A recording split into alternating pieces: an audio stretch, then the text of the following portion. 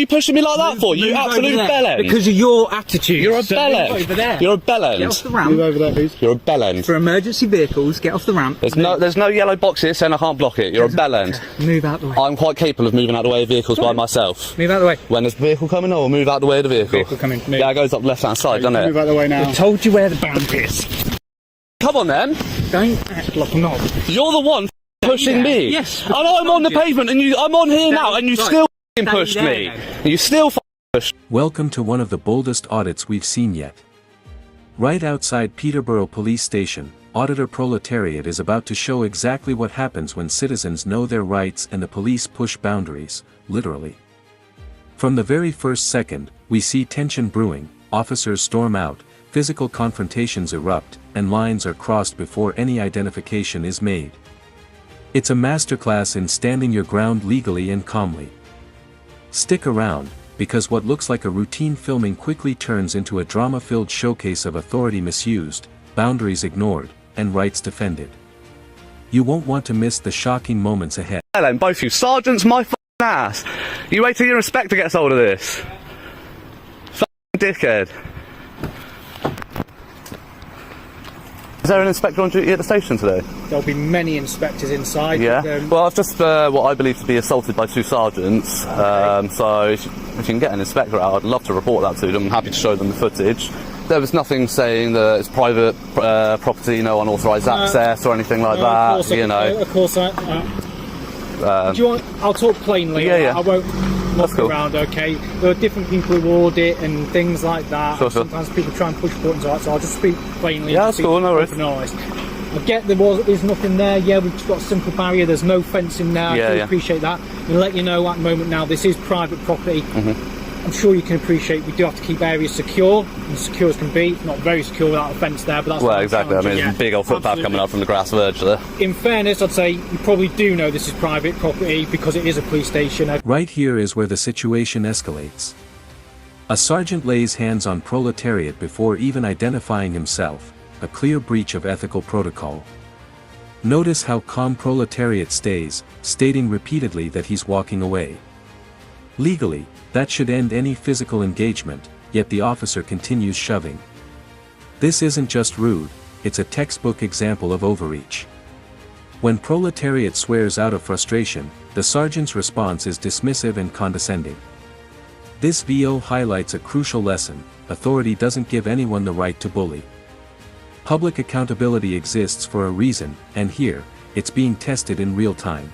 Yard, there are vehicles that will fly out here responding to immediate. Sure. As soon as I hear blue light sirens, I'll be out of the way. Yeah, no issue with that. I can't have you here anyway because it is a secure area. In the meantime, I'm waiting at the moment. I'm going to get every single vehicle, private, personal, whatever it is, coming in and out. It's going to be included on my footage. But then, if you could do that, could you do that from outside the private? I mean, to be fair, the sergeants actually said I was fine there. That's where they physically pushed me to. And even when I was on there, they continued to push me. If you come, I'll show you. As far as I know, and again. So the sergeants actually said that this sign here was the demarcation of the property, which clearly it's not, because it just says pedestrians use front entrance, that's exit. Yeah, no, that'll obviously be for notifying people who want to come speak to us where to go. Yeah, exactly. So there's no demarcation. That's not demarcation of your boundary. What I was going to say is normally I use the tree line. Okay, there is no physical line. There is no it's that imaginary line. There is going to be a line somewhere which denotes the property boundary. If the sergeant has said it here. Now pay attention to the classic legal misstep. The officer claims it's private property simply because it's a police station. Legally, that argument is meaningless. Without signage, fences, or barriers, public access is implied. Proletariat is standing on a space funded by taxpayers, and under law, he's within his rights to film. This moment perfectly illustrates the disconnect between perception and legality. Officers often assume visual ownership equals legal authority, but the law is clear: the public retains implied rights unless explicitly restricted. It's a subtle yet powerful reminder that knowledge beats assumption every single time. 1096 and 1995 were their collar numbers. Were they a response sergeant? They came out of that building up there, whatever it is up there. If you don't mind, if you just stay here with my colleague, I'm going to go and speak to the sergeant up there and make sure that that's correct, that he's told me where to, he's told you to stand. Yeah. Because, like I say, I normally use the tree line, because it kind of makes a natural barrier. Do you know what I mean? I do. I understand that it does create a sort of natural barrier, but unless you have these to show me where the boundary is, and there's nothing to stop me accessing, there's nothing to say where your property starts and where it ends. No, so there's nowhere for you to realistically say, this is our property, you can't be stand here, you can only stand here. But let's try and work together and be reasonable, because I mean, at the end of the day, yeah, you are being reasonable, and I do appreciate that, but because of the behaviour of your sergeant... Here's where the absurdity peaks. A sergeant cites a tree line as the property boundary. Legally, trees don't define property. This demonstrates a dangerous improvisation, creating rules on the spot and using them to justify force. Proletariat relies on facts, the officer relies on guesswork. It's not just a disagreement, it's a window into the tension between law and arbitrary authority. Imagine being told you can't stand somewhere because of landscaping. This scene is critical because it shows how easily authority can be misapplied when checks, signage, and clear boundaries are at their behaviour. I understand not that, on yours, and I want you to understand that. Then, so I'm upfront and clear with you, just so I am fair with you, okay? I'm going to go and clarify that, all right? And if they've said, you know, wherever, I will have to enforce a level of, like, if we say this is where the barrier is, I'll have to ask you to stand on the other side of that. Okay, and if you force me to move physically to a place, I will check where your boundary is with the local council, and if you have moved me to a place that you have no right to move me physically, you will be liable for reprimand under that. I will be filing, they're already getting complaints of it, IOPC. And until you're 100% sure where your boundary is, regardless of what your sergeant says, because unless they can prove where your boundary is, you can't move somebody physically. And you can't. I'm trying to be reasonable, okay? So they might know. Just let my colleague double check and we'll come back. I totally get your point, all right, and that's why I'm going to go and do everything I can and try and check with them, okay? I get what you're saying there, and like I said, all I'm asking is to try and be reasonable, meet each other. And again, I'm saying it's not because of you, because you have been reasonable, but because of them, I'm not.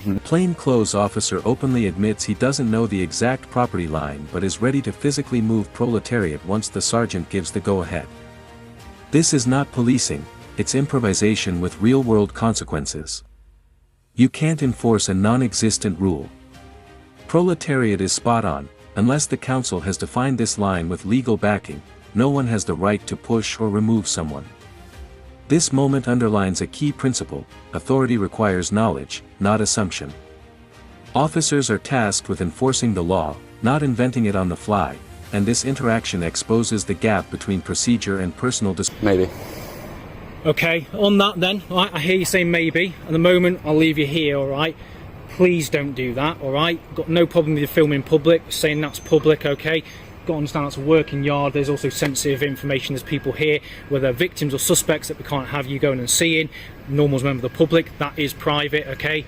Please stay here, alright? I mean, again, for you to raise with your higher-ups, I would strongly suggest you get a more physical barrier, fencing. I 100% agree, but then the police, what are they keeping out? They're putting fences up, and that's at the lovely taxpayers' expense. I agree with fences being around these places. But that's the truth of it. No, to be fair, I think it should, because then it denotes it, alright? But I'm now telling you, mate, so that's pretty clear. The sergeants also echoed that, so you know, yeah? So you're saying maybe, but then if you then go past that maybe, that's you willfully then trespassing. I get that you've had issues with that. Now comes the classic bluff, accusing proletariat of wasting police time. Section 5 of the Criminal Law Act applies to false reports or deliberate obstruction, not someone quietly filming in a public space. Proletariat didn't call the police, didn't obstruct, and certainly wasn't misleading anyone. Here, the officers themselves are creating the time-wasting scenario by choosing to engage unnecessarily. This is a key takeaway: the misuse of statutes to justify poor behavior is common, and knowing your rights helps deflate these power plays. It's both legally enlightening and painfully ironic to watch in real time. Not saying to your colleague, you're actually, other than the sergeants, because I went to where those vehicles are over there, you're actually the first people that have actually stopped and engaged with me, and I've been stood here nearly an hour. Then that's bad officers, because they should, okay? But look, we're busy, we're human, we make mistakes, okay? Just like everyone else. Please don't do that. But that's why I say, like I said, a surgeon accidentally killing somebody, say, people make mistakes, we're human. There's that room for error is not... This is a conversation about someone standing on a road or a grass barrier, not me doing heart surgery. Okay? Yeah, but the room for error isn't there in the police. We shouldn't make errors, and we should learn from our mistakes. As should everyone, okay? But that's just the way it is. Please don't willfully do that. If they do, then they might have to look at I don't know anything. There's nothing they can get me. It's civil. It's a civil issue, isn't it? Because okay. Well, number one. Okay. Right. I'll just say this. Wasting police time. So I'm not wasting your time. I'm not forcing you to stop. Hang on. Let me just say it, and then I'm going to go. As the dialogue unfolds, notice how even the officers admit that clear fencing or signage would solve the issue. The public's right to access is maintained simply by the lack of physical barriers. Yet, the authorities dodge responsibility, citing vague reasons like, people will ask what we're keeping out. This shows a desire to have power without accountability. The lesson here is simple: law and authority must be backed by clarity, not confusion.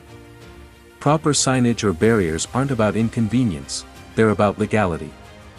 Proletariat exposes this perfectly, standing firm while the officers try to rationalize a non-existent rule. We'll have to take an action, alright, by doing something that causes an officer to then kind of go out of the way and waste their time doing it, and would have to engage with you and say, mate, don't stand here and have another 5, 10 minute, 15 conversation with you. That's them wasting our time, okay? So there it is, it's ticking those boxes.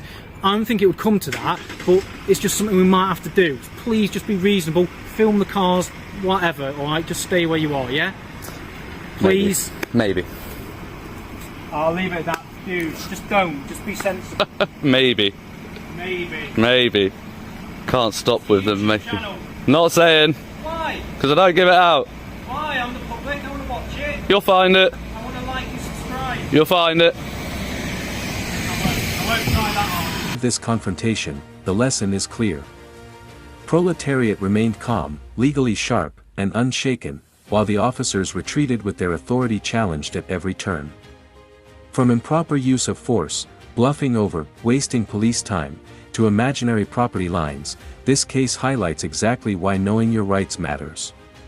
Citizens and officers alike are reminded, clarity, Liga.